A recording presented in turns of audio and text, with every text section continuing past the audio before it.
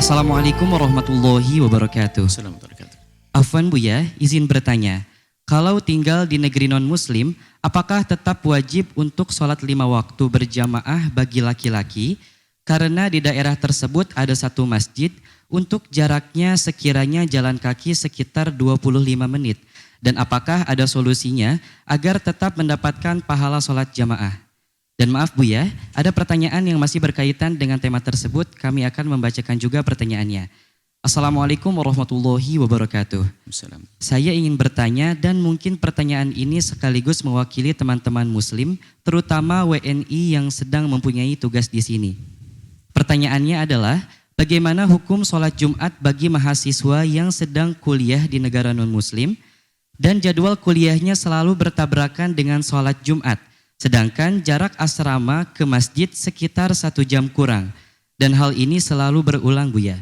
Apakah bisa kita meninggalkan sholat Jumat sampai waktu lulus kuliah, lalu jika masjidnya dekat dan permasalahannya hanya bertabrakan waktu kuliah, bagaimana?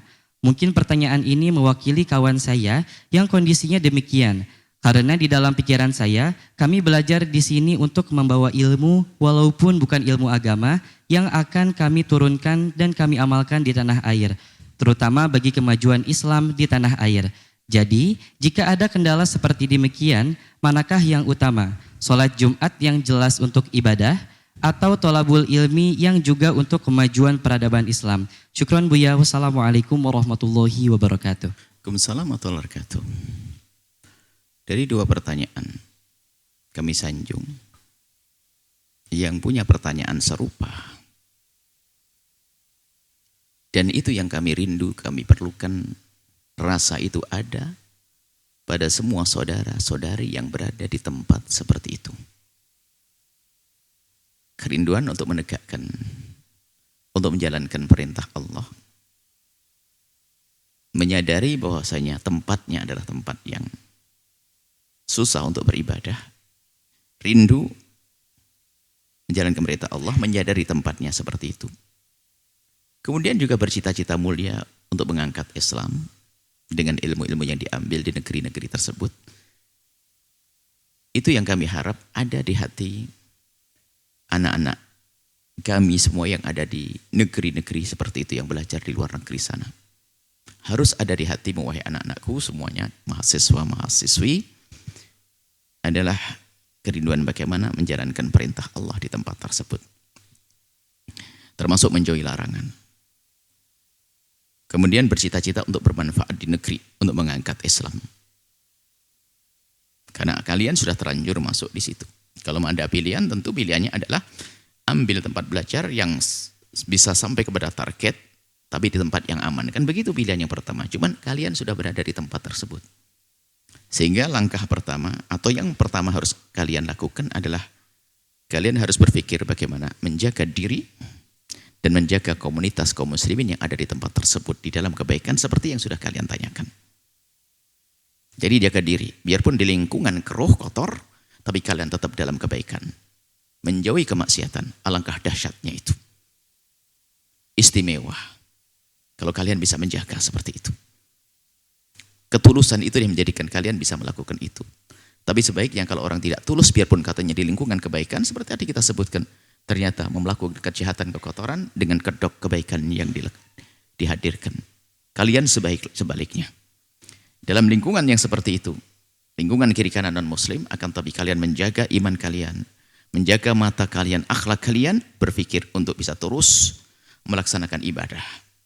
Kemudian ingin pulang bermanfaat. Baik tadi yang cari rezeki, kerja, atau yang sekolah. Kemudian, masalah sholat jamaah. Kami rindu anak-anak seperti itu. Kadang orang rumahnya samping masjid aja, di negeri ini nggak pengen sholat berjamaah. Barangkali pertanyaanmu itu anak soleh, ini pukulan bagi orang yang males. Kalian di tempat semacam itu masih berpikir, hebat sekali hatimu nak. Kalau mahasiswa kan namanya anak-anak, tidak apa-apa anak-anakku semuanya. Hah? Hebat sekali hatimu. Ada orang samping masjid nggak pernah sholat di masjid. Bahkan pengurus masjid waktu qomat dia nongkrong, nonton YouTube barangkali. Allah, naudzubillah. Bahkan mungkin di sebuah lingkungan pesantren katanya, Bisa jadi dia seorang ustadz, tapi tidak ada kerinduan untuk sholat di masjid. Bisa jadi semacam itu. Hebat sekali kamu nak. Hebat sekali dirimu. Di lingkungan begitu masih berpikir tentang sholat jamaah. Yang satu lagi bicara tentang sholat Jumat. Allah. Kemudian Buya jelaskan tentang hukum sholat berjamaah. Sholat berjamaah adalah menurut ulama. Ini wawasan bagimu. Sehingga kalian di saat meninggalkan atau melakukannya dengan ilmu. Melakukan sholat berjamaah menurut madhab Syafi'i yang dikukuhkan tentunya. Begitu juga madhab Imam Abu Hanifah, madhab Imam Malik, bahwasanya madhab Syafi'i sholat berjamaah adalah fardu kifayah. Sebagian mengatakan sunnah muakkadah. Fardu kifayah itu kalau sudah ada yang melakukannya, kita tidak wajib melakukan sholat jamaah. Selagi di masjid itu sudah ada yang melaksanakannya, kita tidak wajib melakukan sholat berjamaah. Kita bisa sholat sendiri-sendiri. Kalau sunnah muakkadah, sunnah yang dikukuhkan, kita tidak sholat berjamaah pun tidak dosa. Ini pendapat para ulama. Barangkali kalian mendengar pendapat madhab Imam Ahmad ibn Hanbal yang mengatakan sholat berjamaah adalah fardu dan sifatnya adalah ain, orang per orang. Maka kalau sholat fardu kita harus berjamaah. Itu menurut madhab Imam Ahmad ibn Hanbal. Jadi mungkin barangkali kalian selama ini mendengar pembekalan dari orang-orang yang ikuti madhab Hambali sehingga menjadikan kalian berpikir bahwasanya sholat jamaah menjadi sebuah keharusan. Dan dalam madhab Imam Syafi'i sudah banyak yang mengarah kepada pendapat itu. Jangan sampai kita ketinggalan sholat berjamaah. Jadi karena keadaannya seperti yang kalian temui, maka sholat berjamaah tidak wajib bagi Anda menurut jumhur ulama. Tidak wajib aini, tidak orang per orang. Jadi kalian bisa melakukan sholat berjamaah tidak harus di masjid. Kalian bisa melakukan di kantor kalian, dengan teman-teman kalian satu kantor 5-6 orang, malah suasana lebih dahsyat, lebih indah. Tanpa harus memaksakan beberapa menit berjalan, mungkin akan mengganggu tugas kerja kalian. Ini pendapat a'immah. Kemudian bagi kalian, dan tidak perlu kalian kekeh, mungkin kalian selama ini mengambil pendapat Imam Ahmad bin Hanbal. Dalam keadaan seperti itu kalian tidak perlu kekeh dengan ini sehingga menjadi orang yang biasa meninggalkan keharaman. Kan bahayanya kan mental, bahayanya hati. Mengetahui itu harus, sementara kita sering meninggalkannya, maka kita sudah biasa menantang Allah. Lebih baik diberitahu bahasanya, tidak wajib bagimu. Tapi hebat kalau kau berusaha untuk melakukannya. Kemudian itu kan masalah kerinduan, masalah sholat berjamaah akan dilipat gandakan oleh Allah pahalanya. Ini kan kerinduan, masa orang rindu akhirat mendengar berita sholat jamaah dilipat gandakan, kok gak seneng sholat berjamaah, itu ada apa?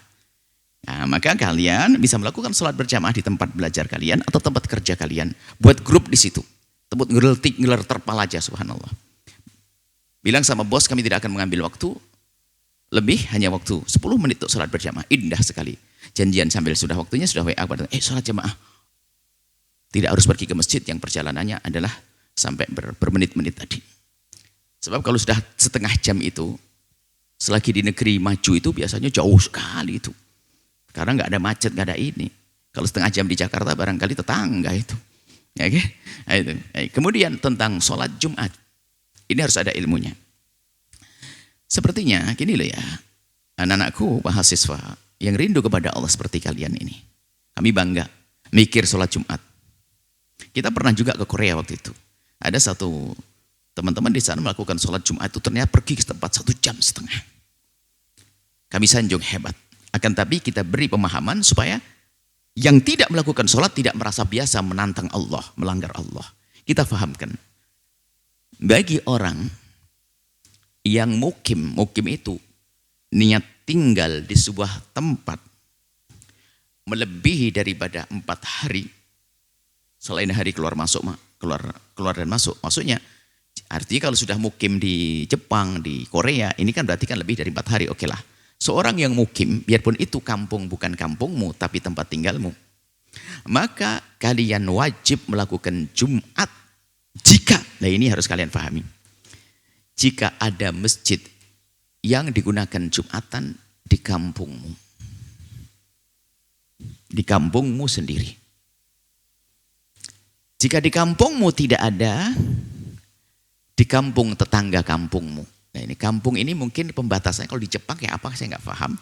Kalau di negeri kita itu kita batas kecamatan. Baldah itu gambarannya ada polisinya, kapolseknya, ada kodinya, KUA, ada pasarnya. Segala tempat yang sudah tercukupi dengan 3 hal ini namanya baldah.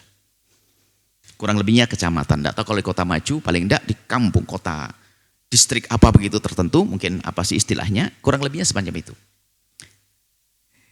Jika di kampungmu tidak ada, ngelompat tetangga. Tidak tahu istilah kampung atau kota kecilnya, bukan kota gede Jepang di misalnya Nagasa, atau kita belum tahu kota kurang lebihnya. Bukan Jakarta seutuhnya, oh enggak.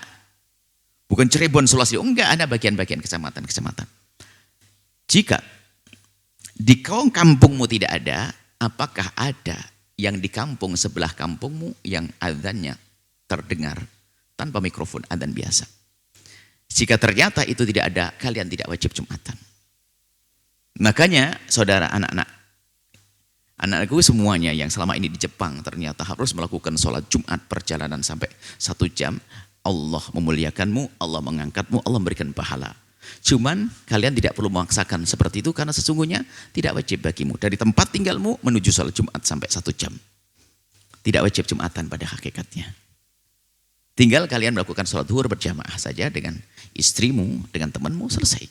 Harus kita beritahu bahwasanya itu tidak wajib. Supaya tidak merasa berdosa, terus sehingga orang merasa berdosa, akhirnya biasa berdosa. Akhirnya menjadi meninggalkan biasa. Aku sudah biasa nggak Jumatan. Padahal memang Jumatan tidak wajib bagi dia. Maka harus kita kasih tahu tidak wajib Jumatan bagi kalian. Kalian gambarkan sendiri di sana, di sini loh. Kalau misalnya Buya di Cirebon pergi ke, anggap saja Buya orang Jawa Timur dulu, jangan orang tinggal Cirebon. Main ke Cirebon. Di Cirebon itu ada kecamatan Sumber. Kemudian kita tinggal di Sumber. Di Sumber nggak ada sholat Jumat. Bahkan kalau katakan itu tidak sampai sejauh itu, terlalu luas itu. Itu malah di Jepang nggak ada, adanya 1 jam. Adanya 1 jam.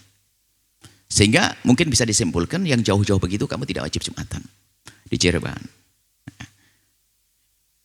Kecuali kamu hidup di tempat di situ ada masjidnya. Berarti kan masjidnya adalah dekat dengan tempat tinggalmu. Maka kalian wajib melakukan sholat Jumat di tempat tersebut karena itu lingkunganmu. Kurang lebihnya seperti itu. Jadi harus difahamkan, selagi tidak wajib ya jangan dikatakan wajib, menjadikan orang tersiksa. Jadi yang jauh-jauh seperti itu kalian tidak wajib melakukan Jumatan. Tapi kalau kalian memaksakan diri ingin bertemu dengan kawan-kawan kaum muslimin di sana, oh indah, baik, silaturahmi. Nah, Jumatannya dikosor sekali karena perjalanannya sampai 1,5 jam. Selagi Jumatannya 2 rakaat, zuhurnya, asarnya 2 rakaat, pulang sudah kerja bebas. Enak semuanya, seperti itu ya.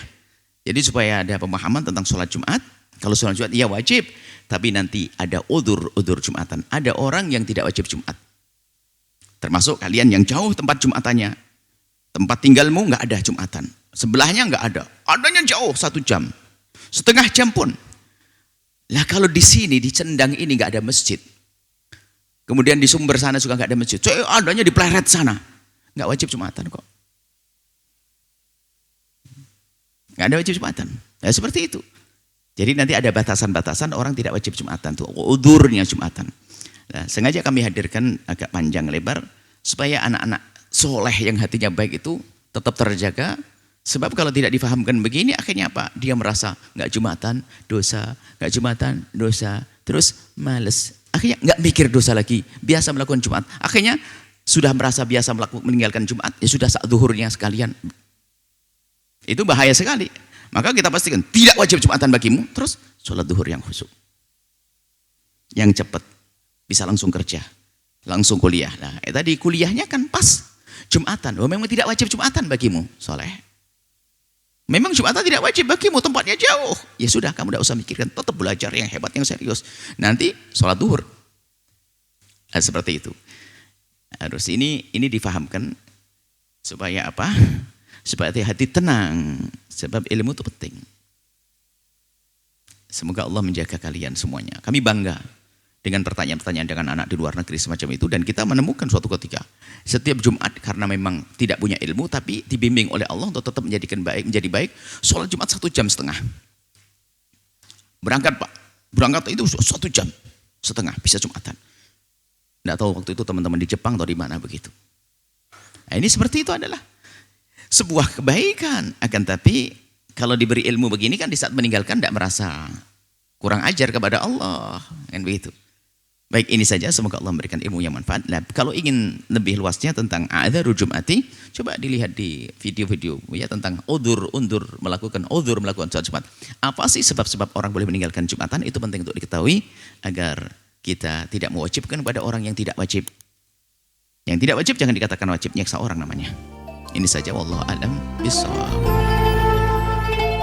Sahabat Al-Bahjah TV, setelah menyaksikan video ini, jangan lupa bersolawat kepada baginda Nabi Muhammad. Shollu ala Nabi Muhammad.